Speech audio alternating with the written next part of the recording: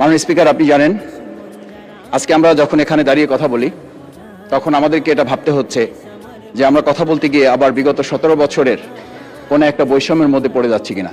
কিন্তু আমাদেরকে এটা ভাবতে হচ্ছে, শহীদ শরীফ ওসমান হাদি ইনসাফের পক্ষে কথা বলার সময় বলেছিল, আমার প্রতি যে জুলুম করবে আমি তার সাথেও ইনসাফ করতে চাই। আমরা লক্ষ্য করেছি এই সরকার প্রতিষ্ঠিত হওয়ার পর শরীফ ওসমান হাদির ব্যাপারে তার বিচারে কতটুকু কার্যকারিতা নিয়ে এসেছে তা আমরা এখন পর্যন্ত জানতে পারিনি।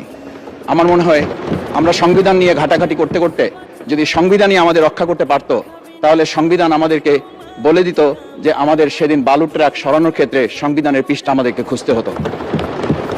সংবিধান যদি আমাদেরকে রক্ষা করতে পারত, তাহলে 72-এর সংবিধানের আলোকে আজকে আমাদের এখানে থাকার কথা না, আমি শফিকুল ইসলাম মাসুদ আমার এখন জেলখানায় থাকার কথা।